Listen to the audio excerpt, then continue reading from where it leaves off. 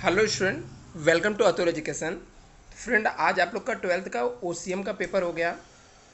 Paper मैंने भी देखा, पेपर काफ़ी इजी था। मैंने आप लोग के इसके जितने भी ऑब्जेक्टिव क्वेश्चन थे, इसके सबके आंसर भी बताया, बट कुछ आंसर में कन्फ्यूजन है, ठीक है। बिकॉज मैं ओसी तो पढ़ाता नहीं हूँ, तो इसमें एक दो क्वेश्चन ऐसे थे जो मैंने पहले लास्ट वीडियो में भी मैं आपको बोला था। हो सकता है इसका आंसर दूसरा हो सकता है। तो ऐसे दो आंसर मिले जिसके स्टूडेंट बोले दूसरे आंसर हो सकते हैं। तो एक बार आप लोग भी उसे कंफर्म कर लेना, मैं बता देता हूँ। उसके बाद हम लोग इस क्वेश्चन के इसके अंदर देखेंगे हम लोग केस स्टडी के राइट आंसर क्या हो सकते थे। तो केस स्टडी के आपके राइट आंसर मैं बताने वाला हूँ। बाकी के जितने भी आंसर मैंने बताया हूँ 100% वो राइट है, उसमें आपको कोई भी टेंशन लेने की जरूरत नहीं है। बट दो ऐसे क्वेश्चन जिसके ऊपर डाउट है, तो मुझे भी डाउट था और स्टूडेंट को भी डाउट है, तो उसके कुछ और आंसर बता रहे हैं। तो आप लोग उसे बुक में मैच कर लेना, यदि कुछ चेंजेस रहेगा आंसर तो आप लोग उसे देख लेना। तो चलो फ्रेंड, हम लोग स्टार्ट करते हैं। अभी तक आप लोग ने चैनल को नहीं सब्सक्राइब किया तो प्लीज़ आप लोग से रिक्वेस्ट है, अभी कभी पहले चैनल सब्सक्राइब कर लीजिए, फिर आगे आप लोग वीडियो देखिए। आप लोग इतना तो कर सकते हो। तो चलो हम लोग देखते हैं फ्रेंड। सबसे पहले कौन कौन से क्वेश्चन के ऊपर डाउट था। तो ये सब जितने भी क्वेश्चन आपके एमसीक्यू के हैं सब राइट थे, इसमें कोई भी डाउट नहीं है।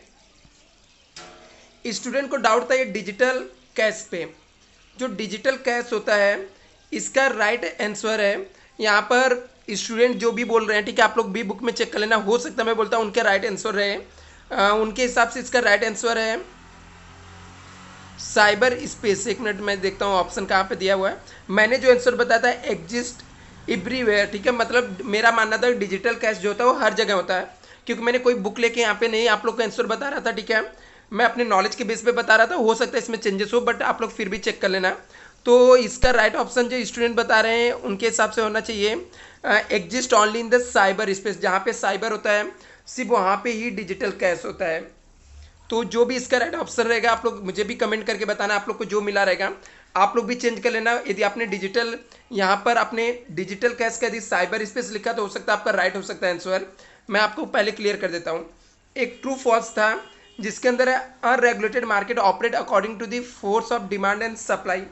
मेरे हिसाब से इसका फॉल्स आंसर होना चाहिए। बट कुछ स्टूडेंट इसके ऊपर क्लेम कर रहे हैं कि नहीं ये ट्रू हो सकता है, तो चेक कर लेना। फिलहाल मैं मेरा अभी भी इसके ऊपर सेम स्टैंड है कि ये फॉल्स होना चाहिए। इन केस आपको ट्रू मिलेगा तो आप लोग मुझे भी उसके जो भी स्क्रीनशॉट रहेगा तो व्हाट्सअप कर देना, तो मैं भी चेक करके बाकी स्टूडेंट को भेज दूंगा। बट यदि ट्रू फॉल्स रहेगा तो आप लोग का राइट हो सकता है, मैं ऐसा बोल रहा हूँ। क्योंकि यहाँ पे 20 क्वेश्चन में से 2 के ऊपर मुझे डाउट था, तो मैं आपको पहले क्लियर कर दिया था, अभी भी मैं आपको बता दिया। अभी मेन आते हैं हम लोग केस स्टडी के। बाकी सब के सब 18 क्वेश्चन पूरी तरीके से राइट है। 18 के 18 ऑब्जेक्टिव मेरे पढ़ाए हुए ऑब्जेक्टिव में से आए थे, तो उसमें कोई भी डाउट नहीं है। हाँ, केस स्टडी था, तो केस स्टडी 3 केस स्टडी पूछा गया था। एक फंक्शन ऑफ मैनेजमेंट का है, तो मुझे लगता है कि इसको किसी ने अटेंड नहीं किया रहेगा। यदि कोई अटेंड किया रहेगा तो मुझे कमेंट करके बताना, इसके मैं आंसर बता दूंगा। क्योंकि यहाँ पे राम क्या है, कौन सा फंक्शन परफॉर्म कर रहा है, श्याम कौन सा फंक्शन परफॉर्म कर रहा है और शुभम कौन सा फंक्शन परफॉर्म कर रहा है, ये क्वेश्चन पूछा है। बेस्ट मुझे तो लगता है कि आप लोग ने केस स्टडी में क्वेश्चन नंबर 2 और 3 आप लोग ने अटेंड किया होगा। तो मैं 2 का आंसर और 3 का बता देता हूँ, जिसमें आपको 6 मार्क्स ऑलरेडी मिल जाएंगे। जैसे mister Amit is a businessman, बोलता है मिस्टर अमित क्या एक बिजनेसमैन है। He has the own factory, इसकी खुद की फैक्ट्री है। पुणे एंड नासिक, इसकी दोनों एक फैक्ट्री कहाँ पे है, पुणे में और नासिक में है। बोलता है he live in the Pune, ये कहाँ पे रहता है, पुणे में। क्वेश्चन को समझना, मिस्टर अमित क्या एक बिजनेसमैन है, उसकी 2 फैक्ट्री है, एक फैक्ट्री कहाँ पे पुणे में, दूसरी फैक्ट्री कहाँ पे नासिक में है। और ये कहाँ पे रहता है, पुणे में रहता है। विथ हिज, जहाँ पर वो रहता है वो खुद के वाइफ के साथ रहता है एंड 2 डॉटर्स है। एक का जो एज है 5 ईयर्स है, दूसरी की एज कितना है 8 ईयर्स है। तो मेरे हिसाब से इस सेंटेंस में दिया कि मिस्टर अमित की 2 फैक्ट्री है, ठीक है, एक पुणे और एक नासिक में। अमित पुणे में रहता है जहाँ पे अपने वाइफ के साथ रहता है। 2 इसके बेटी है, ठीक है, डॉटर है, एक का एज 5 ईयर्स से 8 ईयर्स। तो इसका राइट, इसमें से क्वेश्चन आपको पूछा गया है, can mister Amit take life insurance policy for his wife and 2 children. मतलब वाइफ और चिल्ड्रेन की लाइफ इंश्योरेंस पॉलिसी जो है अमित को लेना चाहिए या नहीं लेना चाहिए। तो मुझे लगता है कि सीधी सी बात है, लेना चाहिए। लाइफ इंश्योरेंस पॉलिसी के बारे में इतना सोचने की ज़रूरत नहीं होती है। चाहे वो 5 साल का रहे चाहे 8 साल का, उसका आप लाइफ इंश्योरेंस करा सकते हो। अपने वाइफ और अपने चिल्ड्रन का लाइफ इंश्योरेंस ले लेना चाहिए। लाइफ इंश्योरेंस लाइफ का कोई सर्टिनिटी नहीं होता है। तो इसका राइट ऑप्शन रहेगा यस, मिस्टर अमित को लाइफ इंश्योरेंस पॉलिसी लेना चाहिए, वाइफ और चिल्ड्रन के लिए लेना चाहिए। तो इसका राइट ऑप्शन आ जाएगा yes, mister Amit take the life insurance policy is wife and children. दूसरा जो है, can mister Amit take the marine insurance policy for is the factory. अभी इसकी फैक्ट्री कहाँ पे, पुणे और नासिक में है।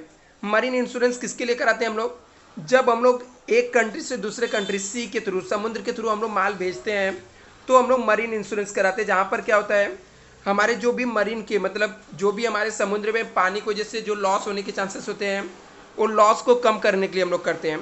तो मिस्टर अमित को मरीन इंश्योरेंस की जरूरत पड़ेगी क्या, नहीं पड़ेगी। तो पहला का यस राइट आंसर है, ठीक है, लाइफ इंश्योरेंस पॉलिसी लेना चाहिए।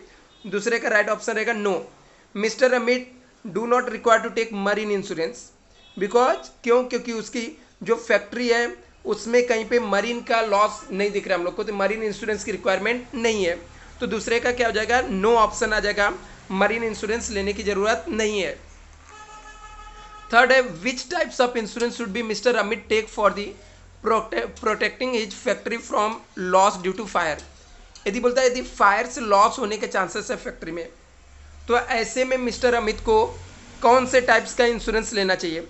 तो सिंपल सी बात है कि यहाँ पर फायर होने के चांसेस है तो मिस्टर अमित को फायर इंश्योरेंस पॉलिसी लेना चाहिए बिकॉज यहाँ पे loss due to fire exist करता है, यहाँ पर लॉस फायर का लॉस होने के चांसेस है। तो पहले वाला क्या है, यस है, LIC लेना चाहिए, लाइफ इंश्योरेंस पॉलिसी लेना चाहिए अपने वाइफ और चिल्ड्रन के लिए। दूसरे में नो बिकॉज मरीन का यहाँ पे कोई भी हमारे लिए बोलते हैं ना रिस्क नहीं दिख रहा है। थर्ड वाले में हम लोग को फायर इंश्योरेंस लेना चाहिए बिकॉज फायर के लॉस के चांसेस हो सकते हैं फैक्ट्री में फायर सर्किट से। ये आपके दूसरा, यदि आपने 3 आंसर लिखे रहोगे तो आपको 3 मार्क्स यहाँ से मिल जाएंगे। दूसरा केस स्टडी था जिसके अंदर आपको दिया है mister Atharva made is the payment by cheque. बोलता मिस्टर अथर्वा जो है ये अपना पेमेंट कैसे करता है, चेक से कर रहा है। At the same time mister Samarth made his payment by fund transfer. लेकिन मिस्टर समर्थ क्या कर रहा है, फंड ट्रांसफर से कर रहा है, मतलब ऑनलाइन ट्रांजेक्शन कर रहा है। आप सीधा समझ सकते हो मिस्टर अथर्वा कैसे पेमेंट कर रहा है, चेक से पेमेंट कर रहा है।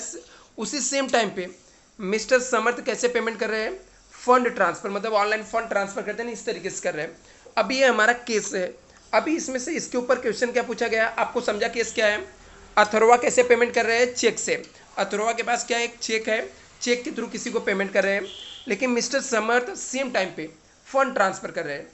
तो आपसे क्वेश्चन पूछा जाता है पेमेंट इज फास्टर, किसका पेमेंट फास्टर होगा। सिंपल सी बात है, फंड ट्रांसफर का फंड क्या है, जिसका फंड ट्रांसफर हो रहा है उसका पेमेंट क्या होगा, फास्टर होगा। तो इसमें क्या कहा, mister Samarth payment is the faster because हम लोग ऑनलाइन ट्रांसफर कर रहे हैं, ऑनलाइन ट्रांसफर तुरंत हो जाएगा, चेक को ले जाकर बैंक में डालना पड़ेगा, उसके बाद पैसा ट्रांसफर होगा। तो यहाँ पर पूछा गया कि पहला क्वेश्चन क्या है, who is the payment faster. तो mister Samarth payment is faster, किसका पेमेंट फास्टर होगा, मिस्टर समर्थ का, because this is the electronic mode से ट्रांसफर किया जा रहा है। पहले का क्वेश्चन रहेगा मिस्टर समर्थ पेमेंट फास्टर होगा। दूसरा है who is the payment is the related to traditional business, इसमें से दोनों में से किसका पेमेंट ट्रेडिशनल सिस्टम से किया जा रहा है। तो सीधा सीधा आपको दिख रहा है कि यहाँ पर अथर्वा चेक से पेमेंट कर रहा है, तो चेक का पेमेंट तो पुराने समय से आते होते आ रहा है। तो जो चेक से पेमेंट किया जा रहा है ये ट्रेडिशनल है, ट्रेडिशनल मेथड से पेमेंट कौन कर रहा है, Atharva. Mister Atharva payment is the traditional business, ठीक है, मिस्टर अथर्वा का पेमेंट कैसा रहेगा, ट्रेडिशनल बिजनेस से रहेगा। तो इसका राइट ऑप्शन रहेगा with the payment related to traditional business, mister Atharva का पेमेंट ट्रेडिशनल बिजनेस से रिलेटेड है। With the payment faster, mister Samarth का पेमेंट क्या है, फास्टर है। With the payment is the related to e business, इसमें ई बिजनेस से रिलेटेड किसका पेमेंट हो रहा है, तो इलेक्ट्रॉनिक मोड में कौन पेमेंट कर रहा है यहाँ पर, तो आप लोग देख सकते हो कि ई बिजनेस से रिलेटेड जो पेमेंट हो रहा है मिस्टर समर्थ का हो रहा है, क्योंकि समर्थ ऑनलाइन इलेक्ट्रॉनिक मोड से ट्रांसफर कर रहे हैं, इसलिए मिस्टर समर्थ का जो पेमेंट है वो कैसे इलेक्ट्रॉनिक मोड में पेमेंट कर रहे हैं। इसके अलावा बाकी के जो क्वेश्चन आपको पूछे गए थे यदि हम लोग उसको एनालाइज करते हैं तो देख सकते हैं कि बहुत ही सिंपल आपको क्वेश्चन पूछा गया था। यहाँ पर आपको पूछा गया, ठीक है, इसके मैं कंफर्म आंसर नहीं बता रहा हूँ, आपके इसके भी केस स्टडी का आंसर बता दे रहा हूँ। Mister Ram is the emerging enterprises, बोलता है मिस्टर राम एक इमर्जिंग इंटरप्राइजेस है and design the structure is the business organisation by taking into consideration required resources जैसे सच लैंड एंड बिल्डिंग। तो पूरा ये बहुत डिटेल दिया हुआ है यहाँ पर, तो आप लोग पढ़ोगे तो हो जाएगा, अदरवाइज मुझे पढ़ के एक्सप्लेन करने में आप लोग का वीडियो काफ़ी लेंदी हो जाएगा। तो यहाँ पर आपको पूछा कि इसमें से मिस्टर राम ने कौन सा फंक्शन परफॉर्म किया है, मिस्टर श्याम ने कौन सा फंक्शन परफॉर्म किया है, और मिस्टर शुभम ने कौन सा फंक्शन परफॉर्म किया है। और जो आपके कॉन्सेप्ट थे, ठीक है, कॉन्सेप्ट से रिलेटेड, जैसे आपको कॉन्सेप्ट से रिलेटेड पूछा गया था कि मैनेजमेंट क्या है, तो सिंपल क्वेश्चन पूछा गया था। इसमें से स्टूडेंट को मेरा एडवाइस था मैनेजमेंट अटेंड करना चाहिए था, सोशल रिस्पॉन्सिबिलिटी क्या होता है ये अटेंड करना चाहिए था, प्रोडक्ट क्या होता है, पैकेजिंग क्या होता है। बहुत ही सिंपल कॉन्सेप्ट पूछा गया था, जिनको यदि आपने अटेंड किया रहेगा तो बहुत अच्छी बात है। जनहित याचिका क्या होता है ये भी पूछा गया था, तो इसके बारे में यदि आपको पता था तो आप लोग उससे भी कर सकते हो, एक्सप्लेन कर सकते थे। डिस्टिंग्विश में मेरे हिसाब से जो आप लोग को डिस्टिंग्विश अटेंड करना चाहिए था वो करंट अकाउंट और फिक्स डिपॉजिट वाला करना चाहिए था, ऑर्गेनाइजिंग और डायरेक्टिंग वाला करना चाहिए था, स्टेट कमीशन और नेशनल कमीशन का करना चाहिए था। आंसर इन ब्रीफ वाले में आपको जो क्वेश्चन के आंसर देने चाहिए थे वो है describe the any 4 technique of scientific management. यदि आपको याद था तो ये लिखना चाहिए था।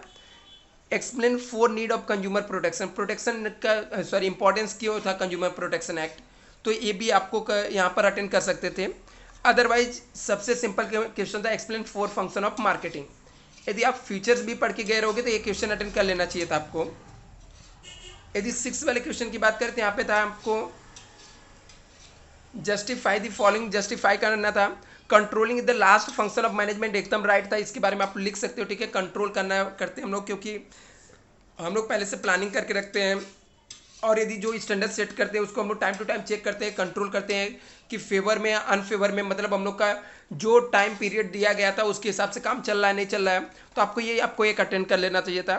दूसरा एक सिंपल क्वेश्चन है cash can be withdraw from ATM at any time, किसी भी टाइम एटीएम से पैसा विथड्रॉ कर सकते हैं। आराम से आप विदाउट पढ़े भी इसको लिख सकते थे कि हाँ एटीएम से हम लोग पैसा विथड्रॉ कर सकते हैं, 24 आवर्स सर्विस होता है, आप कहीं से भी जाके पैसा कभी भी निकाल सकते हो एटीएम के थ्रू। हर एक बैंक ये फैसिलिटी प्रोवाइड करती है, डेबिट कार्ड होता है, डेबिट कार्ड से पैसा निकलता है, ऐसे आप जस्टिफाई कर सकते थे। इसके अलावा होता है entrepreneur is the best sources of self employment, बोलता है इंटरप्रेन्योरशिप मतलब खुद का बिजनेस करना एक सेल्फ एम्प्लॉयमेंट का बेस्ट सोर्स है, ये भी राइट था, आपको अपने इसके बारे में लिखना था।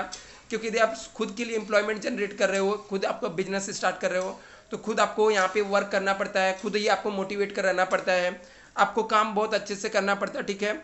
आप यहाँ पर सेल्फ मोटिवेटेड होता है जो इंटरप्रेनर होता है, और प्रॉफिट के लिए काम करता है, यहाँ पे उसको टाइम देना पड़ता है, तो ऐसे आप इससे भी जस्टिफाई कर सकते थे।